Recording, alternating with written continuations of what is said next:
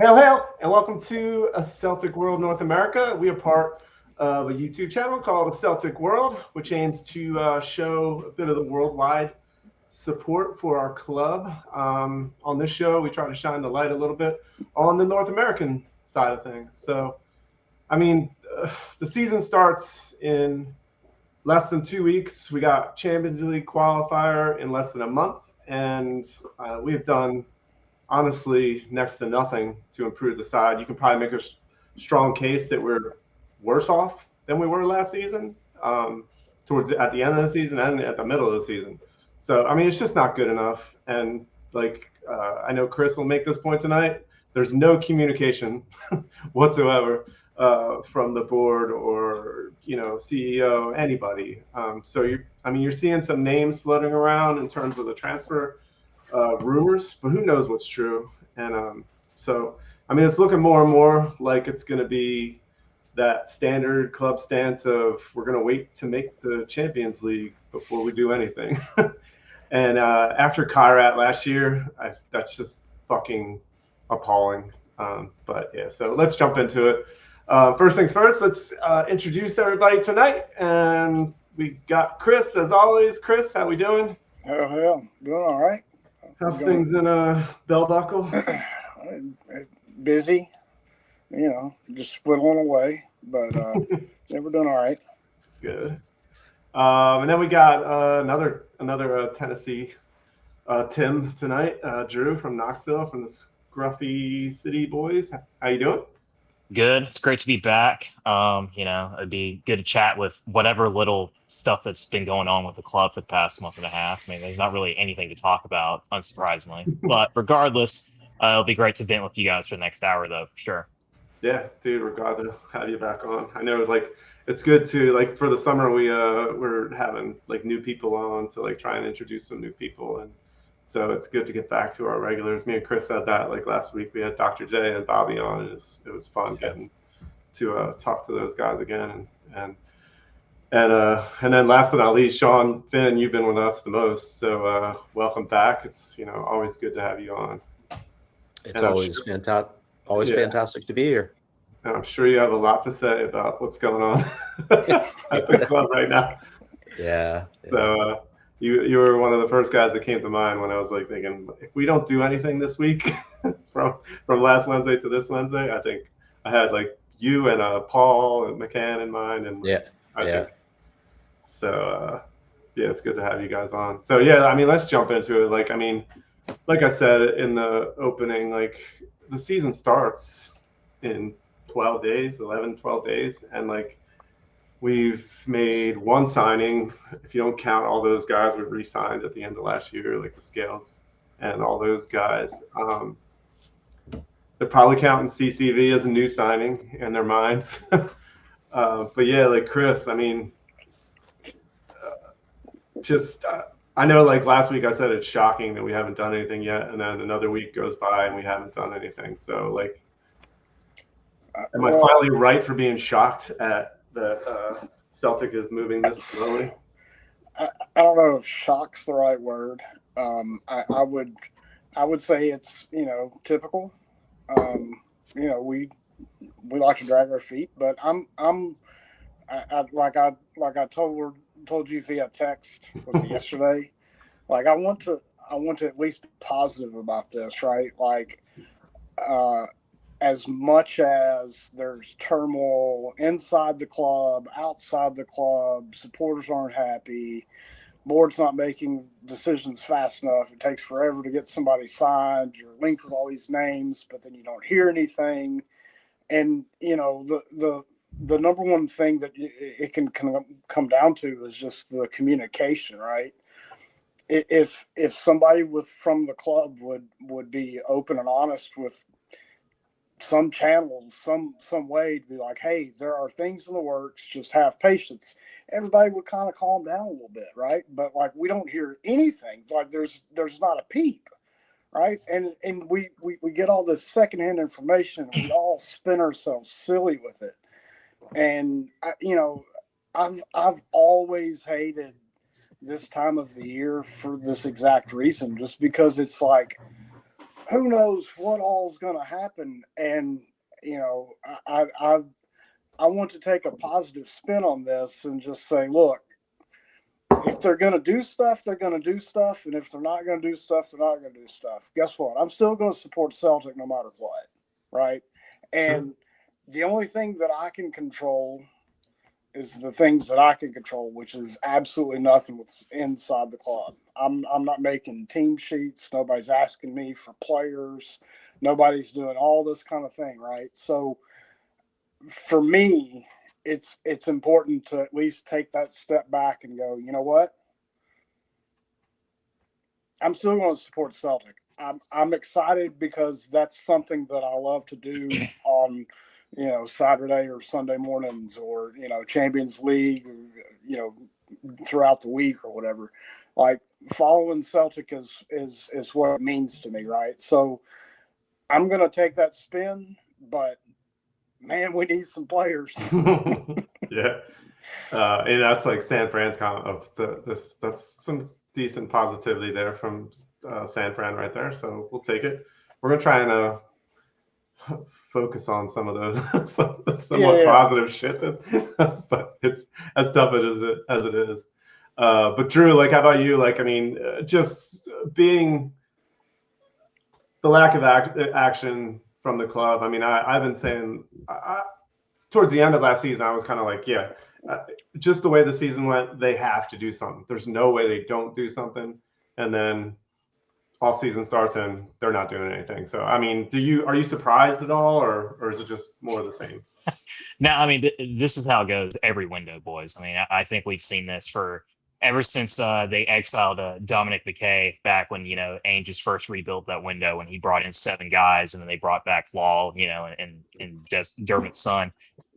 This is just what you expect. I mean, this is just how it rolls. Like, we still operate like as if like we're a tin pot football club, and that's like 1998, where it's like we can only sign guys that are £2 million or less, and we have to get money first before we replace key players that we know they're going to leave anyway. And so, I mean, I can't say that like I'm surprised, because I mean, we see it time and time again. I mean, how many times did we mention about, you know, last year when Nicholas Kuhn left and we still didn't replace Kyogo, and we needed another striker, and we just did fuck all, and it cost us, you know, a spot in the Champions League as a result, you know, of that.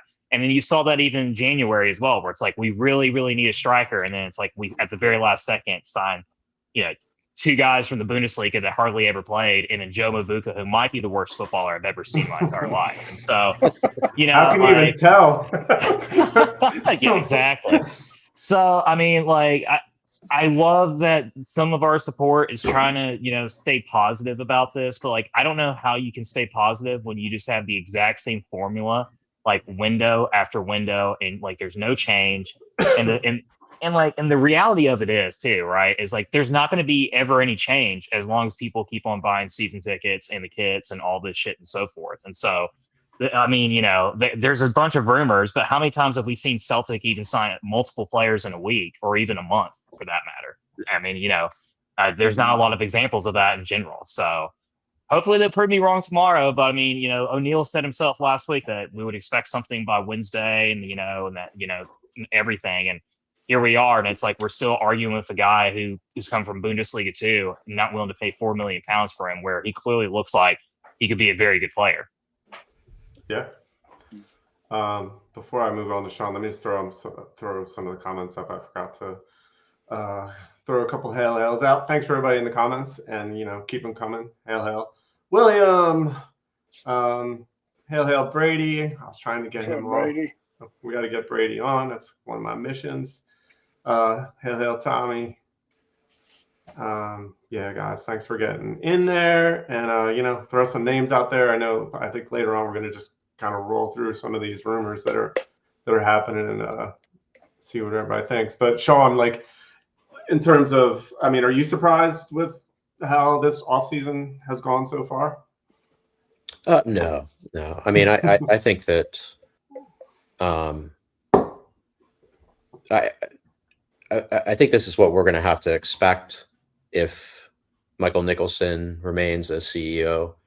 I think he's just not not the right guy there. Now, you obviously have the kind of veto power of Dermot Desmond with the finances and stuff like that. But I really think that teams either don't want to deal with us at all, either know that they can get one over on us, because the person who's negotiating these deals just doesn't have incompetent.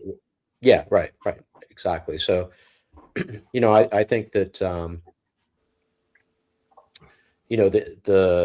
the transcript from the Irish AGM, the Irish Supporters Association AGM, was extremely telling, and you heard it right from the horse's mouth.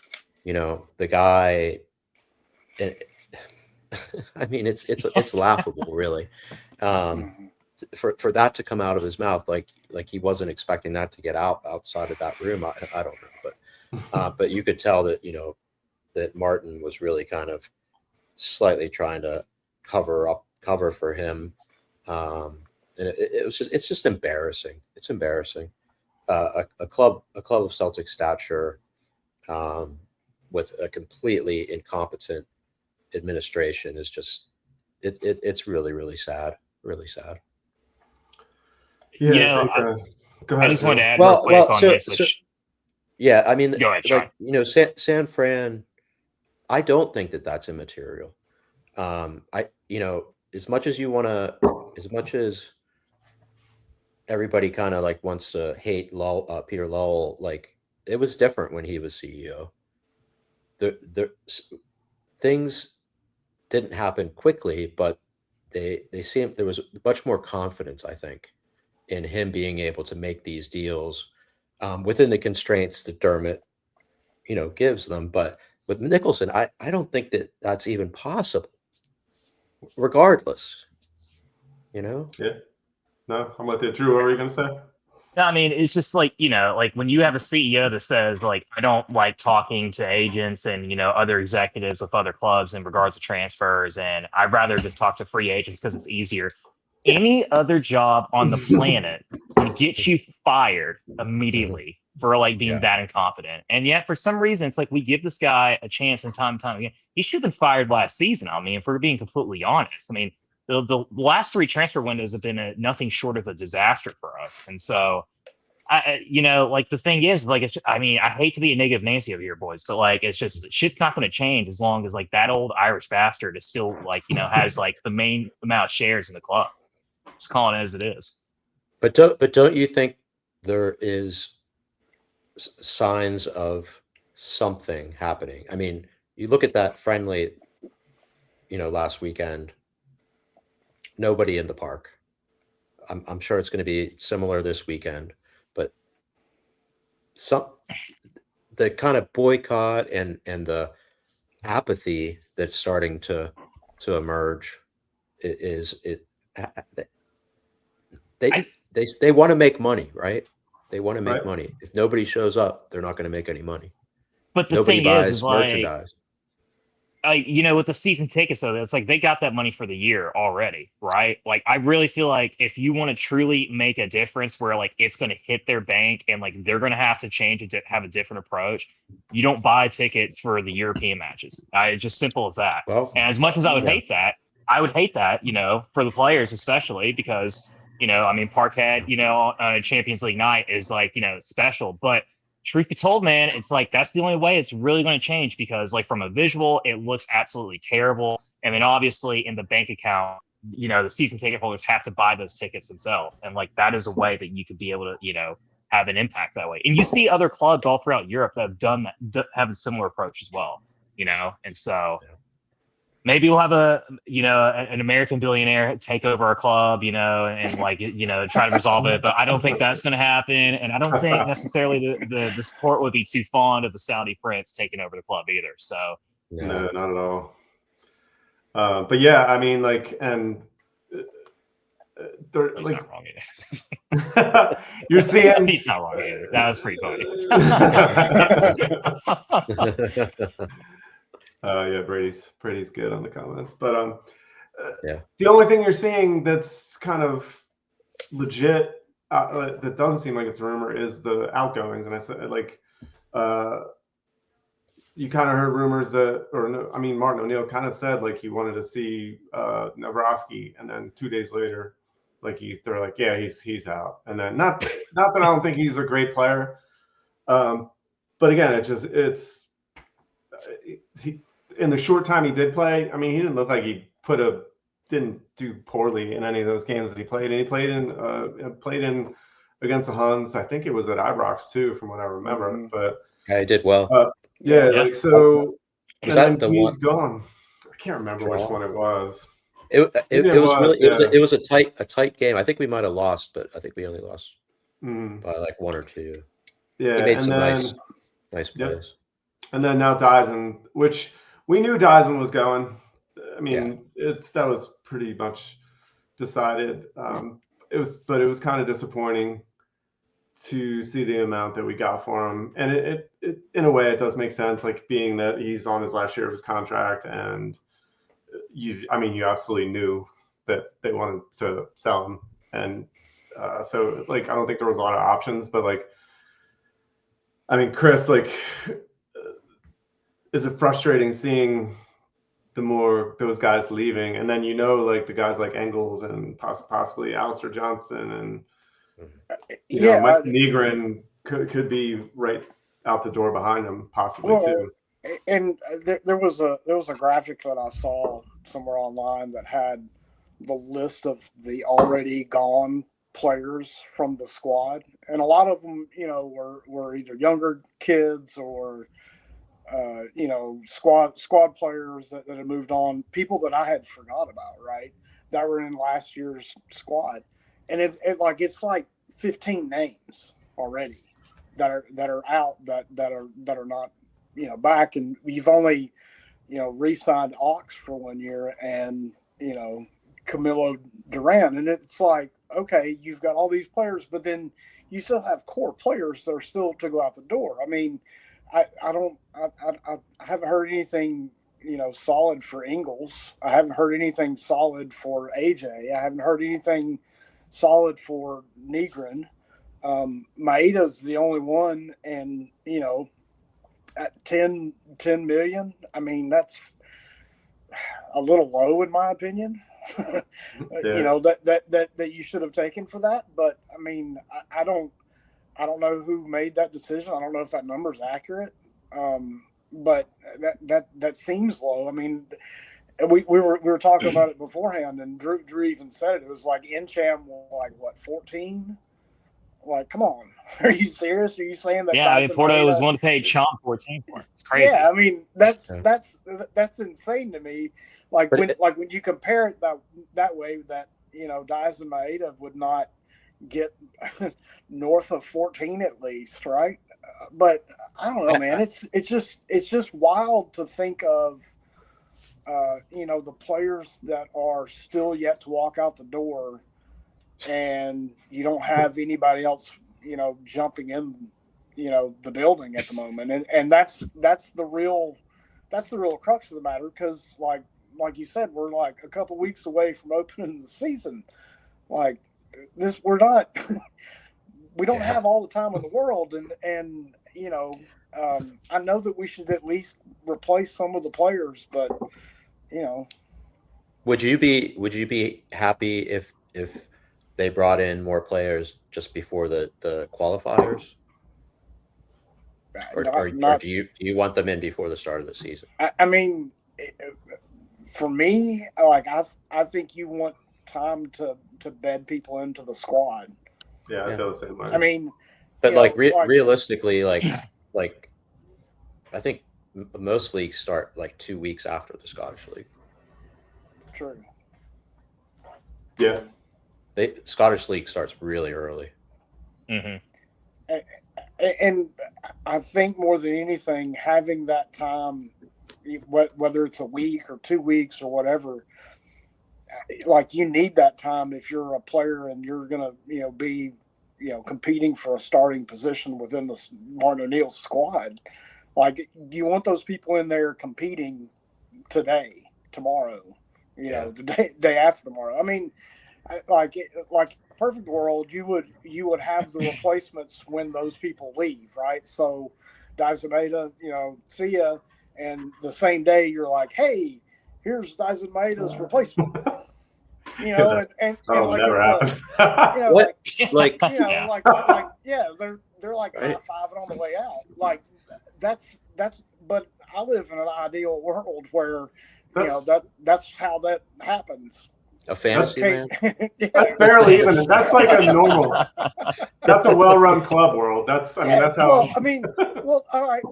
Well, think about it. Like when KT was greeting everybody at the door, was this like 2016, 2015? It was just like tap and beat on. Like all of that, like that was huge for that got play for numbers of years because of that, right? That like there was that. We're bringing this person back in, and whatever. I don't know, man. I want things to happen, but I want them to be done the right way. And I think everybody's upset that there's just a lack of communication about what is going on, and like, are we legitimately looking for these players, and who is it that we're pinpointing is our like, is AJ for sure going to be out the door? Because, I had this conversation with a bunch of people, earlier today that Araujo coming back, right? And I'm like, yeah, that'd be great. And somebody was like, yeah, well, he's injury prone. I'm like, yeah, I get that, but like, I know the reason that we're not making a move for him now because we don't know if AJ's out the door. I think that's where a lot of the anxiety comes from, is that until they know that somebody's leaving for sure, they don't know that they're going to have to replace an Ingles or a Negron or whoever, and it's just that's the frustrating thing. But I mean, Martin O'Neill's not going to tell you that, right? Yeah.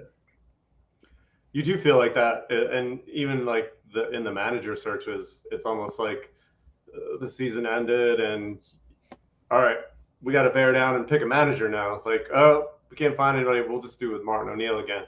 Whereas like a well-run club would have been, realized, all right, we might have to look and see if we need to get a new manager.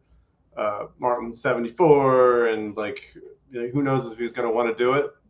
But honestly, I don't even know if they even thought about it until like, it was almost like, let's get through the season, see how it turns out, and then we'll decide what we want to do. But like, but that goes to the player model too, in terms of like, Dyson, we know he's gone. Like, when did we start looking at replacements for him? You would have gotten Keane if had there not been a backlash. Yeah, exactly. Yeah, I mean, but you can't be surprised really about so? like. Yeah. Yeah, oh, absolutely. I kind of do too. Yeah. Absolutely. But yeah, so I mean, I kind of want to start rolling through some of the names you're seeing and see what you got. I mean, some of them we've been talking about for weeks, like in terms of the new one that came up this week is, and I think Drew, you mentioned him definitely, and Chris, but the kid from Germany played for Paderborn in the second Bundesliga 2 or whatever it's called, and got them promoted.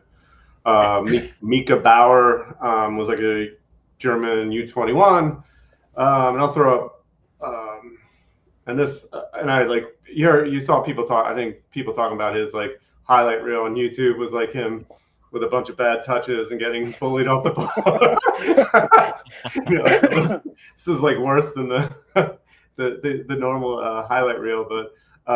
Derek Ray, who I do respect, like I used to like watching him commentating on German Bundesliga games. I thought he was good. And then just seeing key figure in their promotion, strong with both feet. So it gave a bit of a good review on them. And not that I know. I mean, obviously, I don't think any of us are watching Bundesliga second tier football games, but. Drew, like, I mean, does that move sound interesting to you? And like where would you see him fitting into Celtic? I mean, like we definitely need. I mean, he plays as more as like a defensive midfielder, so that kind of like position that Colin McGregor plays. He also plays a little bit on that right side as the same as Ingles, and so he would certainly be somebody that like we need to have some reinforcements over there in the midfield, especially. We can't rely on McGregor at 33 playing every single match as he has for the last decade. And so, I mean, I think he would be a solid, replacement for him. I mean, he's very progressive, going forward, which we, especially need. And so I would say the resemblance of the Rio is like fairly accurate as well. He's a little bit more rawer than Rio was when we signed Rio about 3 or 4 years ago. But I mean, the kid's already playing for, U21s for Germany. Like, there's definitely a lot of promise there. This is just one of those situations though where it's like this is a deal that should have been done. Like, I mean, as soon as the rumor, as what's his name, Fabiano came out with the tweet yesterday about it. Like, this is something that should have been already crossed the line. And I can't help but think, but it's like every single day that passes by, the less confident I get that like we're actually going to see him, wearing the hoops, come 2 weeks, or even the Champions League qualifier for that matter. So if they're able to get him, that'd be great. But we need about 13 other signings though right after that. And I don't think we're getting that either. Yeah. Sean, like, do you think this is one of those rumors we'll be talking about next week on the show and the following week after that too? Or is it something that could get done? It does seem like it has a little bit of legs to it. Yeah, I do think that this is probably going to happen by the weekend. Just from the feel I get from who's posting it and stuff like that. But I mean, if he already agreed, personal terms, then that's half the battle. And sounds like they're well on their way to getting the transfer through.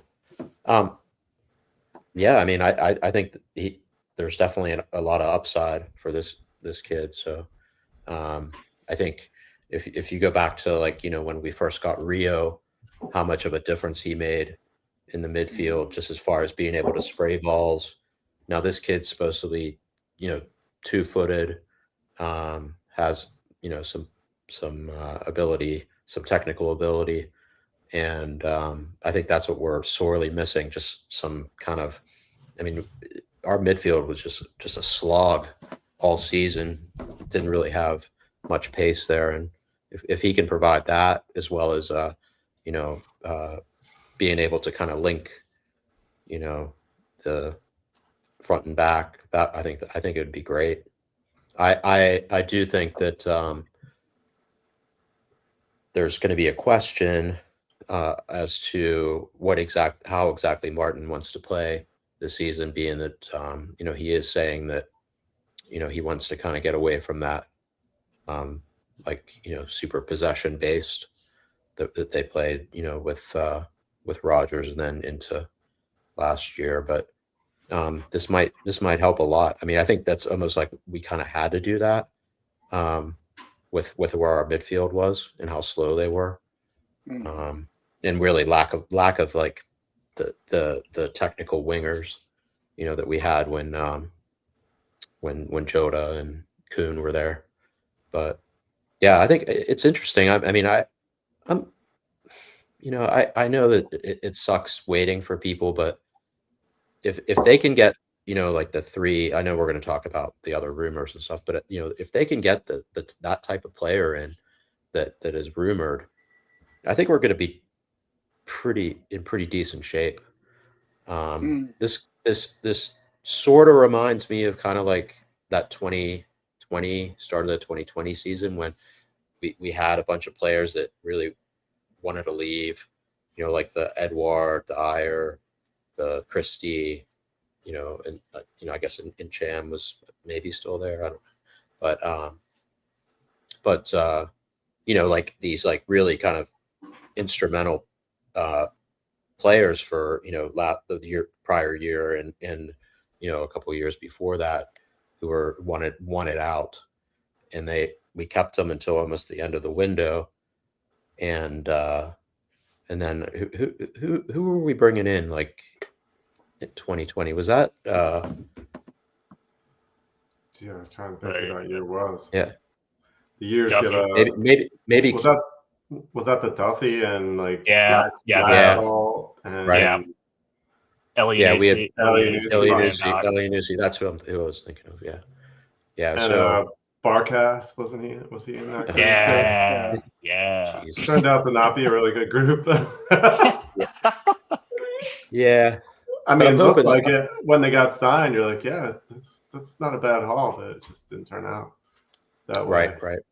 So hopefully it's more the people we bring in are more like when Ange first came, you know, and we get kind of another nucleus of a decent team.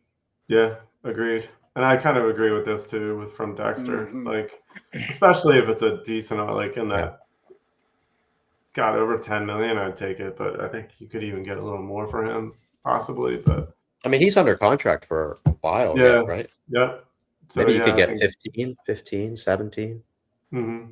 Yeah, that's something I would definitely do. And that's San Fran. He drives me nuts at times, but then he pops up for a goal, which is, Yeah. he definitely has that in him. And then the other one, San Fran.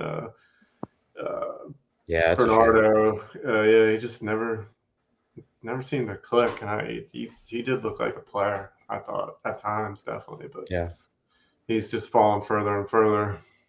What's your guys' opinion on how Belaquisha looked in like the last game? Chris, I'll let you jump on that if you want. Decent. I feel the same way. Playing in that role and not out wide. Right. He looked different.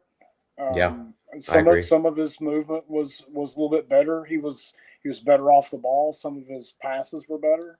Yeah. I'd be interested to continue watching him in that kind of supporting role. Yeah, I mean, we could say they definitely had two very I think he tended to go backwards a little bit too much for me, but then I can think of two really cutting pass, like the one that I think he put in, I forget who he put in, that crossed, I think, to Osmond, who, missed with his foot off the bar and then off his head, off the ground, off the bar. I mean, off the post, which is crazy. Yeah.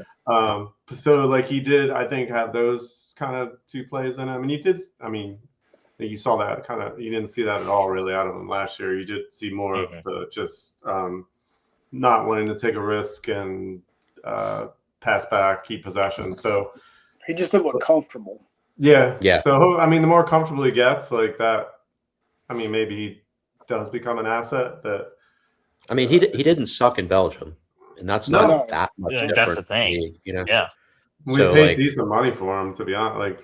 I would give him a try. Give him a run at least. He got nothing last year. Yeah. So honestly, this is probably he needs to do it this year, or that's kind of what William's saying here.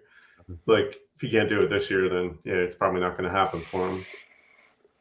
Which you kind of see in a William, for whatever reason, Martin doesn't like Bernardo, and that shit does happen. I guess the next name to throw out, we've been talking about him for a couple weeks, and this is one that I would love to get done, but I think it's going to cost. It's costing a little more money than the German kid is Hassan from Egypt. I know, Chris, you've been talking about him. But Drew, what do you think about Hassan? And if he cost you $8 million, say, to bring in the door, do you think that's a good signing for us? It's just. I'm a little bit conflicted on it because he did look well in the World Cup, right? He played very well for Egypt in those matches. But when you look at his track record in La Liga, in the last couple of years, just bang average. I think he has a total altogether less than 10 goals and assists, in 3 seasons. And so nothing that was very eye-opening at all, especially for the price tag. But we're in a situation where it's we need a replacement for Maeda, and he certainly has that type of pace for it, and maybe he can build off that that World Cup campaign. But I don't know, man. Like, I just feel like it's just an awfully big risk, especially at that price tag. And I mean, let's be real. Like, we're not going to be paying that price tag anyway. We'll probably offer like 10,000 pounds and then, go back to like £1,000,000 offer. And then, we'll probably wind up playing Taneki and say that Taneki was basically a brand new signing for us, So, I mean, That is the Celtic way. yeah. So, I could be wrong. I mean, maybe they'll wind up paying for it and that would be, that'd be great. But, I just think it's a big risk for a guy that really has been very inconsistent in the last 3 or 4 seasons, just in general. Mm-hmm. Sean, what's your thoughts on him? Yeah, I've heard the same stuff as Drew. Definitely, watched him in the World Cup. I think that we're sorely missing somebody like that who has the pace and the seeming technical skills to be able to get us, at least into position to get to do something in the offensive zone. I think that it would probably be, I don't know enough about him to say, that he would be kind of a Kuhn replacement, but to me, he kind of looks like that kind of player. I don't know if he has the ability to put in a good ball. I think he's left-footed, if I can remember correctly, playing on the right wing. So that may be kind of like the same thing, Kuhn used to cutting in and really, getting a good ball off. But yeah, I just don't know enough about him. But I'd much rather buy players from a league like that, where that there's like even they got relegated, but I mean, you're playing like legit teams, against legit talent, and the La Liga is a pretty technical kind of physical league. So I think he'd probably fit in pretty well. Yeah, I think, and maybe I'm overvaluing him at $8 million. I'm just kind of throwing out that the World Cup premium that I think players get. Especially, he did kind of show out a little bit in the World Cup, so I don't know. Yeah, I mean, they may have like a relegation clause in his contract where if they get relegated, which they did, you won't have to pay as much. But anymore, like the money, I don't even care about money. Yeah. They can pay $2, $2 million. As long as the guy's good and is gonna do well for us, it doesn't matter to me. I think that we put too much stock in the price of players, especially in the the Premiership, because it's not the Premier League. It doesn't, I don't think, really scale up. And look at all the duds we've bought for 5, 6 million, and look at all the fantastic players we bought for 1. Mm-hmm. So it's just like, if you get the good scouting and you sign these guys that fit into what we want to do, who want to be here, doesn't matter. Money is inconsequential to me. Or what you could do is have players that beg to sign for you, and you just refuse to give them such a disrespectful offer that they don't ever want to talk to you again. Like we did with Sirachi and Iniacho. So we might have that approach too. But I read that apparently Marseille is also offer after Hassan as well. So I think if Marseille's offer him, I think that's pretty much over for us. But. Yeah, that does make it tougher. Right. But it's funny you meant and that's we've talked about the Sirachi thing and Iheanacho too, but just how easy it would have been to bring. I feel like Sirachi was just like the perfect fit as to come in and at a seemingly low price. It just makes no sense. Iheanacho, I can understand some people. Yeah. But I still think last season he's not able to give us a lot of minutes, but when he's on the pitch, he's probably technically the best striker in Scotland. So it's tough. And I do if the club's kind of out.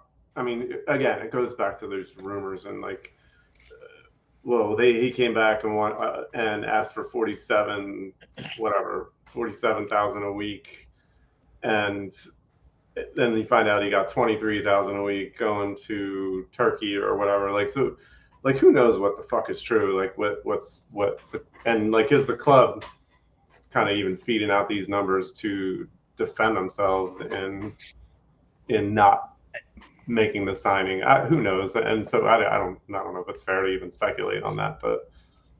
Go ahead, Drew. Got something to say. Yeah, I definitely do. All right, I definitely do. But no, I mean, I genuinely believe that they felt like our fan base, the supporters would be naive enough to believe that a Turkish side in League Two was going to offer a striker 46,000 pounds or 47,000 pounds a week. And I mean, everyone knew that was a complete lie from the get-go. I mean, he was making half of that here last year. And like the thing is like we offered him 10,000 pounds less than what he was making last year. It was like such an insulting offer. Honestly, he probably would have taken 17 or 18. He probably would have took that for another year at least. And Sirachi's the only player that we'll ever see of his caliber that would be fine with being a backup, not being a starter, making 12,000 pounds a week, and only signing for £1 million. And we still said no. Not even we said no. We didn't even like answer the phone call. I mean. And so it's just mind-boggling to me. And, and I was just thinking about this, just a few minutes ago when we were talking about the potential wingers that were signing up. Yang is going to be gone for a month, like in September. Like he's going to miss the first Huns match. And so we're just going to be back at square one of just having Grandpa James Forrest over there playing at the right wing and, with his walker out and everything. It's insanity to me that like we don't address that problem at all. We're so focused on getting a replacement for Dyson. We haven't had a winger since Kuhn and for God knows how long. So yeah, it's just it's like every time when you think like, man, we might finally get the signing and be all right, and you're like, all right, that covers like way down like on the totem pole as far as issues. Why the hell do we not have a right winger? And so ran over. You're forgetting that new signing Balakwisha too, like that they can always throw out there. And like you said, Tanecki wasn't playing a lot at the end of the season. I do think that's the way they kind of think in a way. But just in terms of since we were talking about Sirachi and that backup left back role, that'll kind of feed into the next one and I'll throw it out to two different guys who they're talking about. And Chris, you mentioned them earlier. I think it was before we got on, but James Penrice, who used to play for Hearts, which got me thinking about who's the last Hearts guy who came straight to Celtic from Hearts. I don't know if you can think of that, but and then Greg Taylor, both coming from Greece, from Greek teams. But was it Craig Gordon? Yeah. I think he did not come directly from Hearts, but he played for Hearts before. I think he came from Chelsea, actually. He was back up at Chelsea. God, I forgot. I looked it up. One was Gary Mackay-Steven, came directly from Hearts. GMS did, yeah. Oh, really? I thought he wasn't Dundee United. No. There was somebody else. That's Stefan Johansson. Yeah, and then there was somebody else. I forget who it was, but I'll have to look that up. But in terms of those two guys, like Chris, I'll go to you because you mentioned them. But like, does Penrice or Taylor interest you in that? I guess to build a Sirachi role. Out of the two of them, quite honestly, Greg Taylor. I never thought I'd say that, but because he drove me mad all the time because he was given 150% and like he'd get an 80 out of it, right? And God love him. I he's fantastic just as a person. So, but as a player, man, he has the same thing that I had when I played American football, which is that I was too big for the inside of my body. You know what I mean? Like where you can just kind of do too much, and you're like, wow, I'm way over my skis. Yeah. Anyway, I would definitely take Greg Taylor back before Penrice. But it's interesting though that Penrice. I don't know. I just read that. Man, I just don't know. I just don't like Greg Taylor. At least I know his heart's in the right place when he puts on the hoops. You know what I mean? But not necessarily the Penrice. I'm kind of perplexed by that, to be honest. Yeah, I didn't know. Well, William says he's a Hun, so I don't know if that makes a difference to you. I mean, I totally forgot. I mean, I remember him for Hearts, but it said he was Hearts Player of the year he left to go to Greece. Yeah, he's very good. Very good.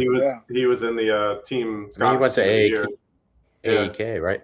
Scotland's team of the year at left back. So I mean, there's a little bit of pedigree in there, but yeah, like I don't know. What does Greg Taylor have left though, too? At the same time, like I don't know. And is that just one of those guys we fall back on too? Like that we. Well, but I mean,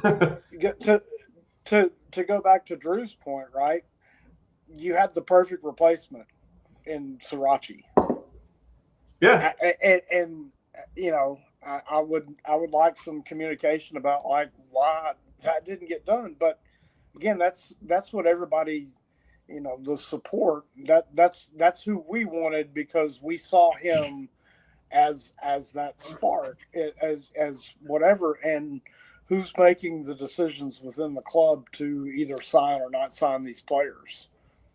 That's the question that should be asked. Yeah. Right. Sean, do either of those guys interest you, or like there's another name that Ferry, right? Oh yeah, I have that later on. I just added that to my list, so I didn't have Ferry. Yeah.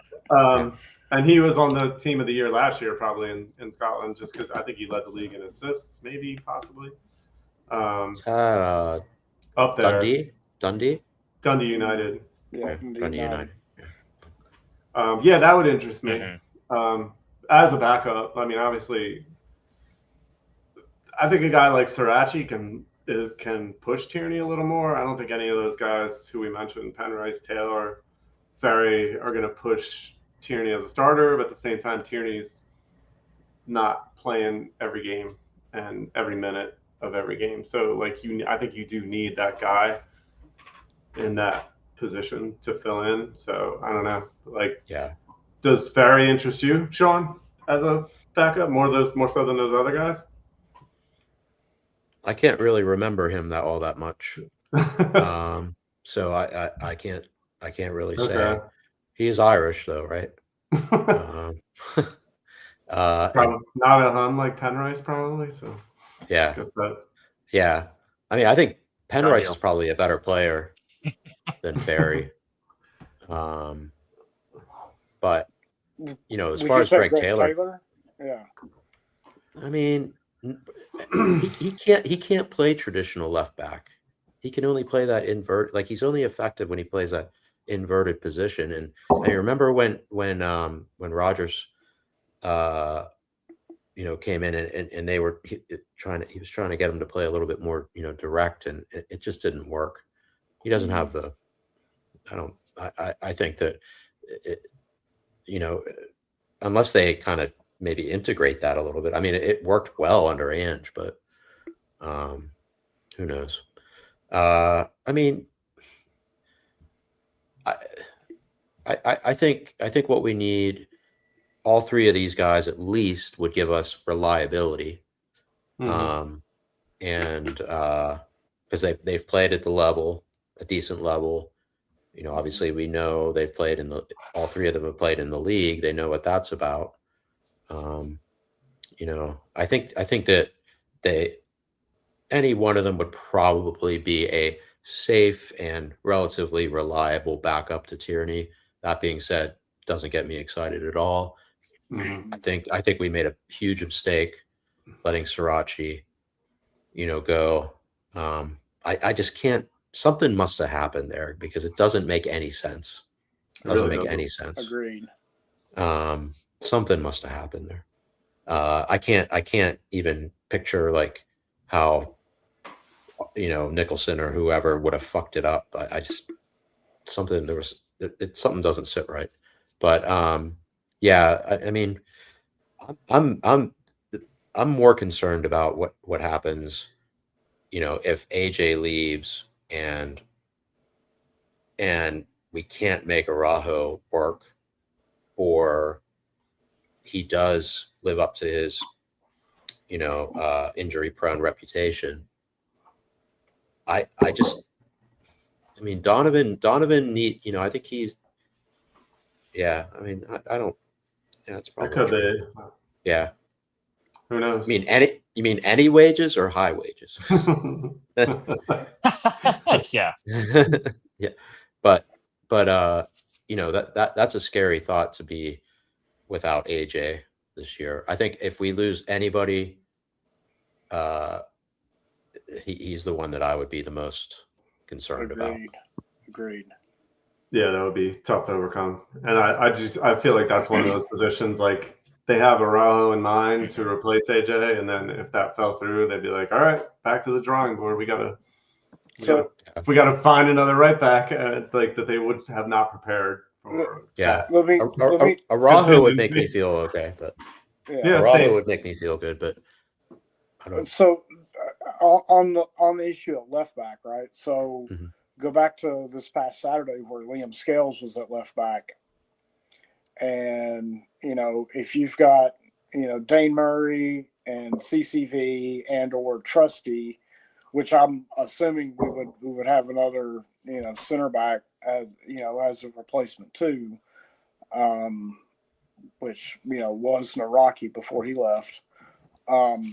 What do you feel like if they were choosing to put Liam Scales at left back?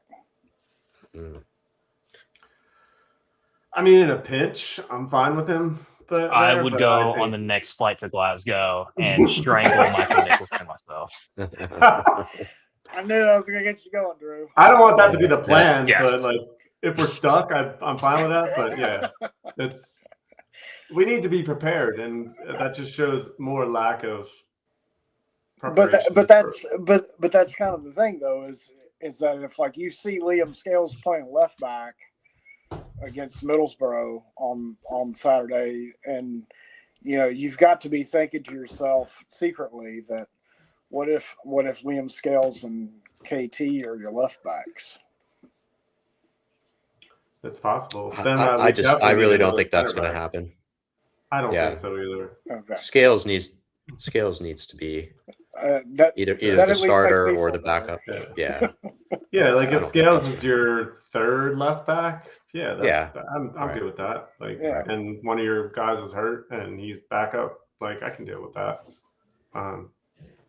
Shows you need more in central defense, which I haven't really seen any rumors about anybody coming in that position. So like, are we just going with like Chris, you said, Murray, Scales, Trusty, CCV, and is that good enough? Yeah, but you just lost Naraki, right? Yeah. So like you're gonna at least need to get somebody else just to fill that role. Like who's that gonna be? I don't know. That was I think the name of the show last week. He never played anyway, though. I mean, that's the thing. Like, that's true. Yeah, true. I mean, Scales is suspended for the first couple matches. He needs to do what's best for his career. I mean, it's obvious. No, I don't blame him for leaving at all. And then I think probably the biggest name of the transfer window, if they could accomplish this, would be the guy, and another guy we've talked about. We talked about him probably back in January. Is the striker from Bodo Glimt, Casper Ho? What's it pronounced? Yeah. I don't know. Seeming another one of those guys will probably cost you a decent money, 8 to 10 to 12. I don't know, probably something in that range. And you signed Camilo Duran, who's gotten off to a good start at Celtic. That's probably the only saving grace of this offseason so far, is that at least he's 2 goals in 2 games. But Like Chris, I mean, I don't know how much I've watched him a couple times in Champions League games, just Casper Ho, like, and I seemingly as a guy who would fit here, but I don't know, Chris, would that be a guy you would spend the money on? Hell yeah. I think he's 26, 25, 26, something in those range. Do it. I don't see any issues with his pedigree, and I'd sign him tomorrow if we could. I mean, I think at this point, you've got to take a little bit of a gamble, and I've seen enough tape of him to know that he's at least a player that can score. Yeah. And that's something we desperately want and need, and I mean, we have the money for it. Just make it happen. Yeah, I mean, he scored against big teams too in Champions League games, which is not and like Duran, another guy, not scored a lot of goals in the Champions League, and I think that's probably a good kind of striker to kind of build things on. And if you can get two of those guys who scored goals in Champions League, like multiple goals, like that's the kind of thing I want. Like Sean, I mean, is it a no-brainer at that price? Sean, do you feel the same way? So. I think so. I mean, he has. I mean, compared to like most of the people that we're linked with, I mean, he comes from. I mean, Bodo went pretty deep in the Champions League. Not too long ago, the guy's scoring goals in the Champions League. He's definitely a more like a penalty box striker. But I think somebody put a comment up earlier about maybe we go two up top.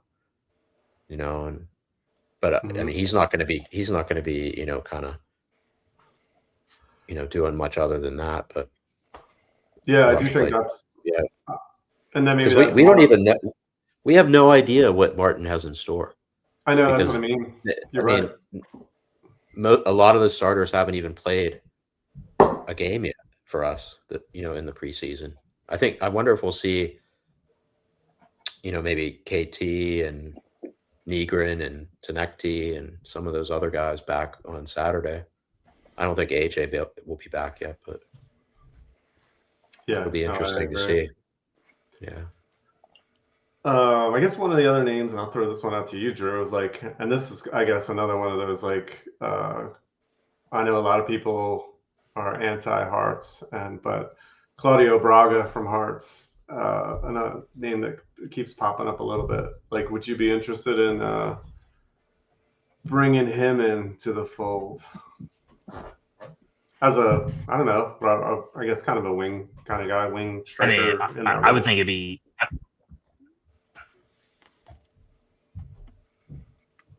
We're losing. I mean, you could probably try to play him in that little similar role to Dyson had. I mean, it would be foolish if we had that opportunity to say no.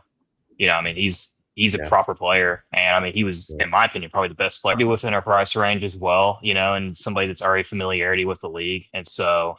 I mean, I think Braga would be a great pickup. I mean, Casper Ho from Bodo, though. I mean, that would be would be forgiven with the board if we managed to pull that one off. Which, wow. I don't know if we would. Wow. Okay. But if we did, 90% of it. I mean, this is a guy really. He scored 2 or 3 goals against Manchester City, 52 goals in the past 3 seasons. I mean, he has that experience. I mean, proven clinical finisher as well. And I mean, at that point, with him and Duran over there, both at striker, I mean, that'd be the strongest that we've had as far as a 1-2 punch since Yakumakis and Kyogo, in that first season. I mean, so it would be an unbelievable signing, and that'd be the type of signing that would not only get us, into the group stage of the Champions League, but be able to, potentially get into the knockouts as well. Now, will they do it? Probably not. But gotta have a little faith. So you never know. I mean, and Dexter put that. I don't know. I kind of was throwing out random numbers. I mean, I would think 8 to 10 would definitely get it done for you, but $7 million. Yeah, that just seems I mean, obvious. you just got 10 for dozen maybe. Yeah. I mean, sounds like a no-brainer. Like he's saving money. Yeah. I don't know if Patty misses Gav from the Celtic World regular show. Yeah, we were going to try and get them on, but I just kind of slipped my mind after a while because we had the guys from one of the other shows on the channel on a weekend. Me and Chris did with them, which was fun. But yeah, so I guess they'll be back once the season starts. We've been keeping it going the whole off season just because we miss talking about Celtic if we stopped doing this. I think, right, Chris? Yeah, I guess.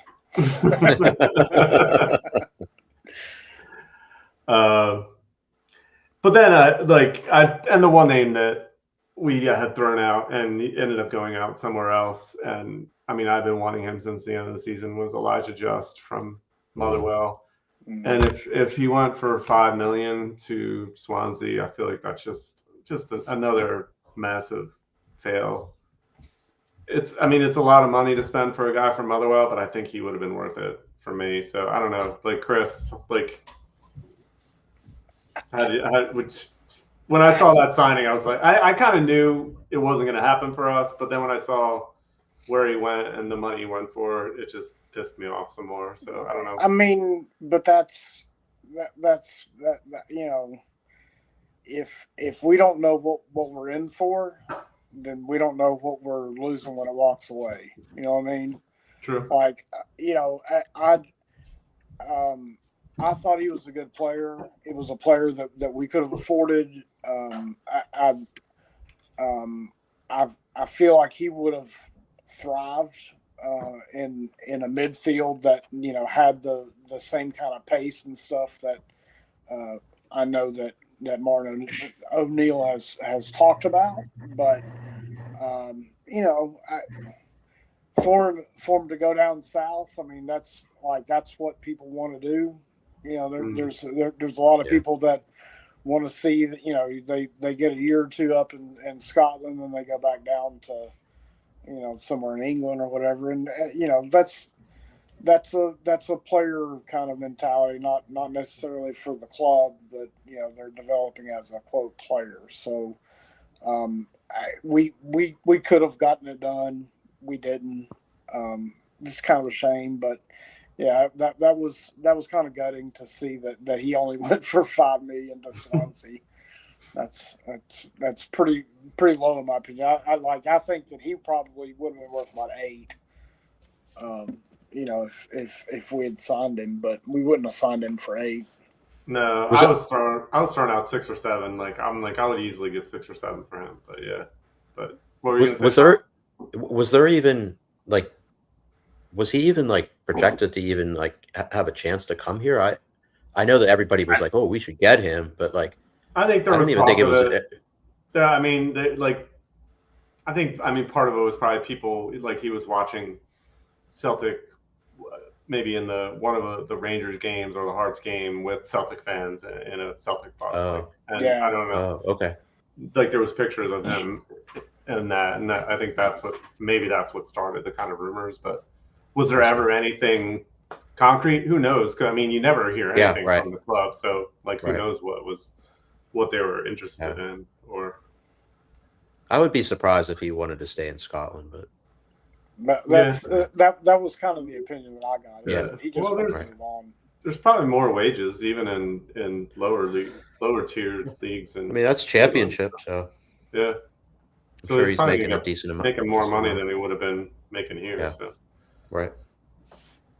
I think this is going to be one of those mysteries that we're always going to talk about.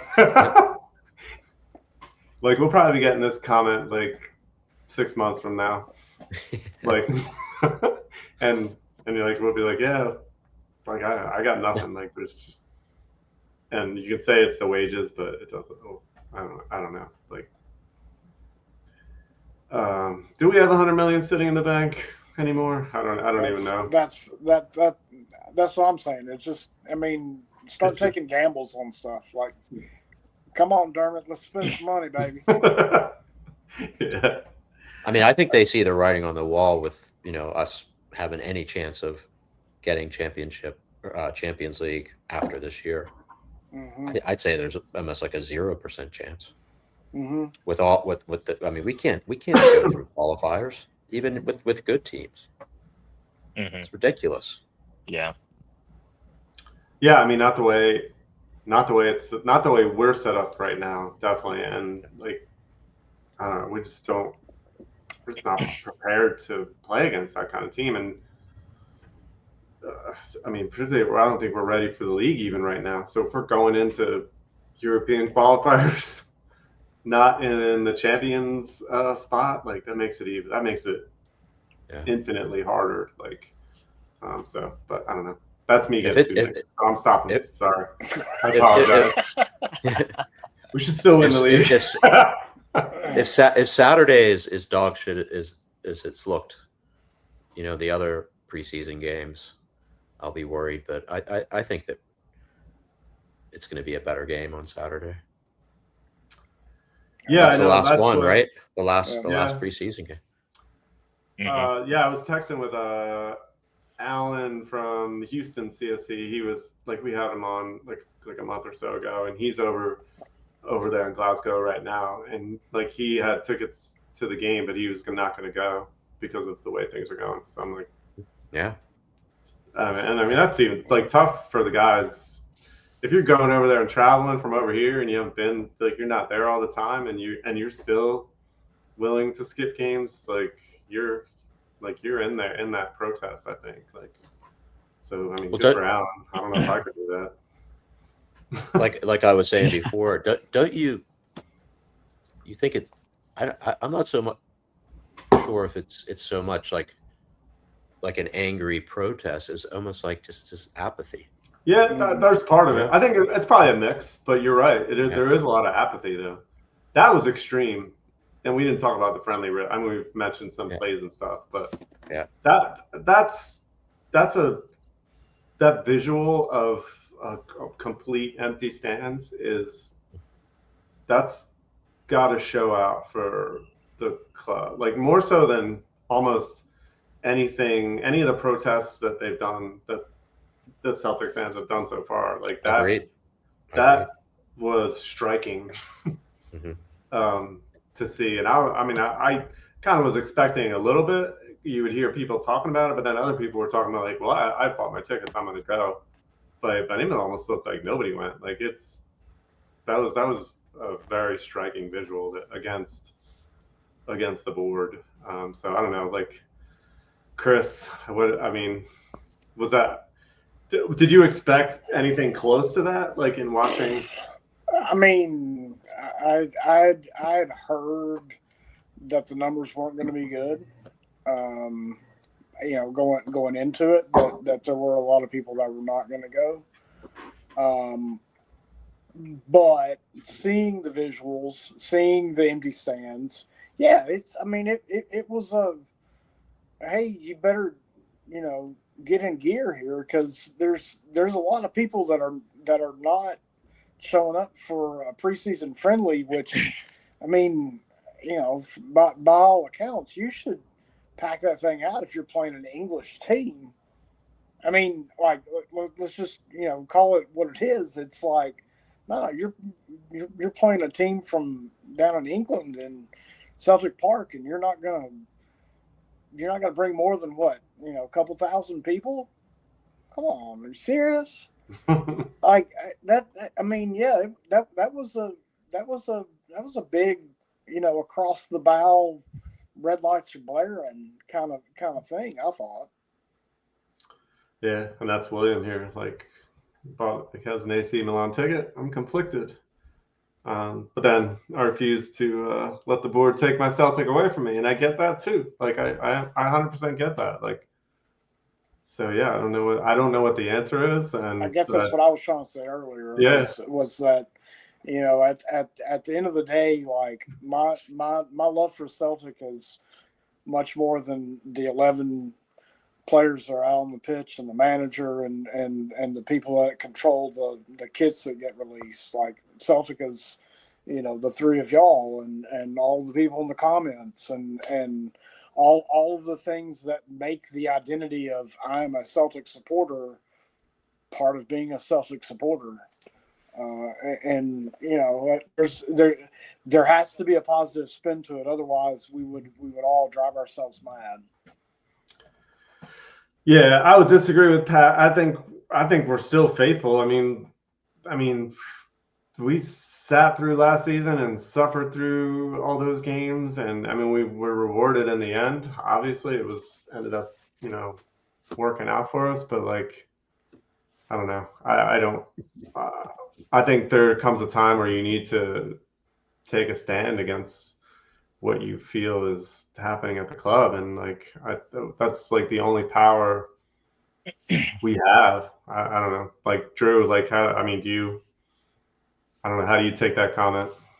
I just completely just out of touch with reality, personally. No disrespect, Patty, but you're talking about this is a side that literally were 5 minutes away from losing the league. Had to win at the very last second and the last day. And when we had this massive, massive advantage as far as like finances go compared to everybody else in Scotland, and you follow that up with doing absolutely nothing. I mean, the fans have an absolute right to be furious about the direction of the club, the lack of transfers, the lack of assurance that there is stuff going on, and most importantly, lack of communication. I mean, how many times did we hear from, I think it was from Brian Wilson that talked about back in April about how we have to work on the communication. It has to be better. We have to, let the supporters know that we're working on this. There's been no communication. Not only there's been no communication, we don't even have a head of recruitment, and it's been April since Tisdale's been gone. So it's like the club is like in a complete dumpster fire, and like it won't stop me from watching the matches. It won't stop me from like supporting the club, of course. But there comes a time and place where it's like you have to sacrifice that little bit for the greater good of the club. And whether if that means that if they do a boycott during the Champions League, European football, whatever, to really affect the pocketbooks and change a different approach that we have as far as operating as a football club, then so be it. But this idea that it's like that you demand better and somehow that like this makes you like not faithful and whatever, it's just like a completely bogus. Like it's an outrageous argument. Sean, how about you? I know you kind of have an opinion on that as well. Yeah, I mean, I think, like we've talked ad nauseum, the only, I think, majorly tangible change will only come if and when, Dermot is not, pulling the strings. So I think it's a bit of a balancing act, as a supporter. I think some of the protests last year were, I'm not sure, that I really agreed with some of them. I think that, interrupting a match or something like that, I don't think is, I mean, it obviously draws attention to that event, but like in the long run, does it really affect a tangible change in the immediate? No. It only gets the players like kind of upset, the manager upset, kind of starts driving a little bit more of a wedge between the team and the support. And I like to think that's not what the board wants. Although they do facilitate that happening a lot with bans and no communication and just the way they operate. But I think that we as supporters, if we lose that that connection to the team on the pitch, I think that can only be detrimental. And you saw what a substantial, tangible change and improvement it made when the Green Brigade came back and everybody started to get a little bit more behind the team and stop worrying about who's boycotting this and who's boycotting that. and we came together, and that's what almost willed that team on to win the double. I truly believe that. I mean, just at the CSC, you could see such a tangible improvement in the mood and the atmosphere and our belief. And I think that, you know, that definitely translates to you know, the team on the pitch, especially in the stadium. I mean, you know, we've all been there, I think, but like, you know, like, I mean, it's definitely, you know, when the support is united on the team and the pitch, like it, and, you know, you see it on TV. I mean, it is a very, I mean, that's why, you know, Celtic Park is renowned for the atmosphere. I mean, it's definitely a positive and a benefit. And if it's not happening, you know, we've over the years, we've all seen it. Upper, you know, stands closed, tarps, you know, it's like the doldrums. Yeah. We can't let that happen. We can't let the board, we need to put on the pressure that we can within reason but not take away from still supporting the team on the pitch. Yes, no, I agree. That's why, like, I think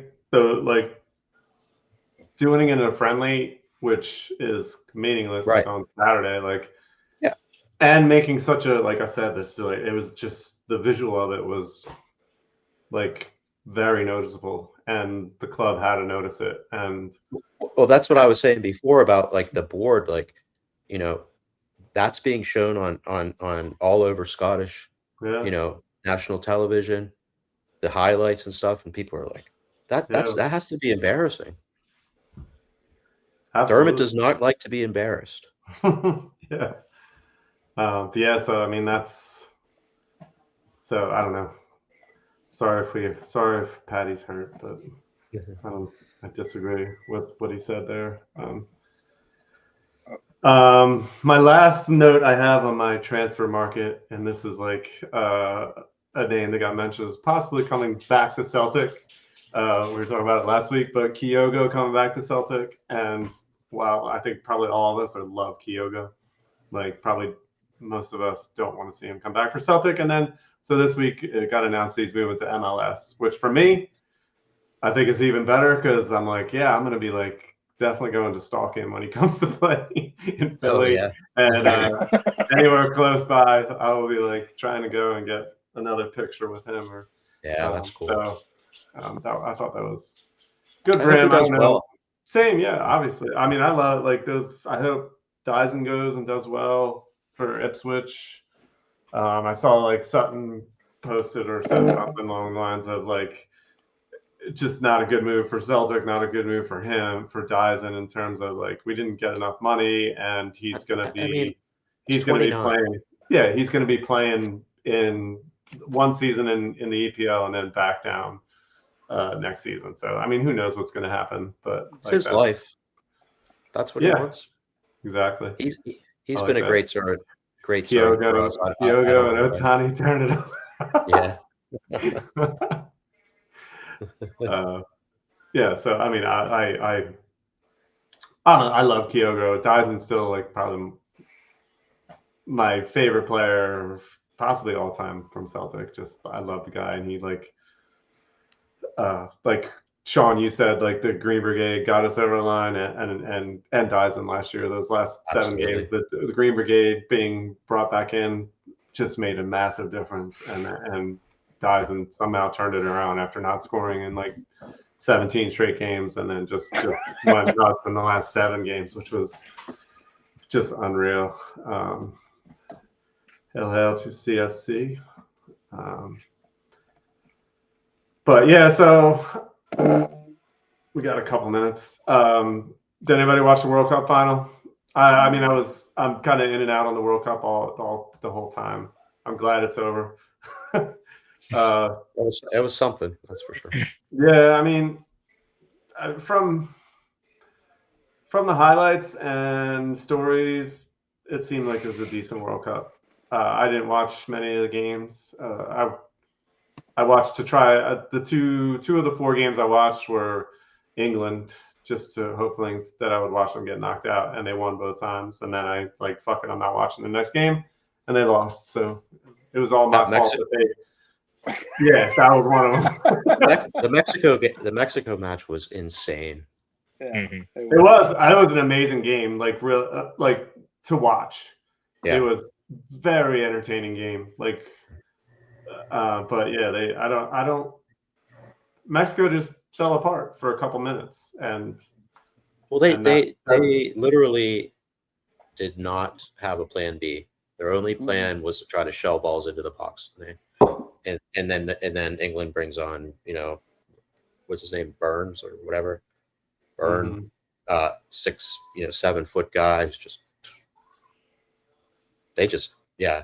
I mean, I can't stand England, but like I give them props for that win, because that was just, they withstood. It was like the Alamo. Yeah, it really was. It was kind of like some of those Celtic in Europe games. Oh, right. Like Atalanta, and who was it the last year that they Bologna. Is it Bologna? Yeah, Bologna. Yeah, like we're just backs to the wall. Those games where Trusty is really good at. right. Yeah, exactly. Right. But yeah, so let's try and wrap it up here before we start into something else, and then it ends up like an hour later and we're still talking. But I know because Sean's got to get out of here. One thing I want to throw up, and I mentioned it last week, Sean Duff is one of our guys from Long Island, and I don't know if Sean, you met him when he was with the Fela.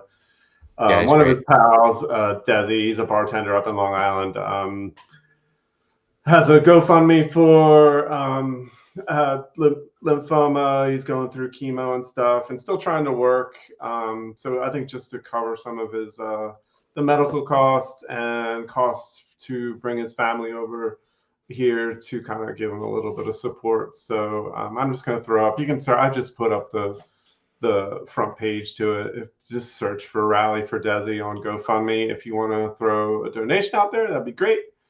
Sean Duff's a great guy, and like I know he's been pushing it on his social media. So if you can do anything, that would be awesome. Oh shoot! Oh, I hit the wrong thing. My bad. I'm all over the place. You're doing great. Patty Drew. All right, my bad, Patty. Your take was terrible. So you're gonna hurt us some more. Yeah, exactly. Yeah, so let's wrap it up there. It's fun chat. Like it's again, like we haven't. I mean, there's so much to do, and like there's so many questions. I think that's what we like.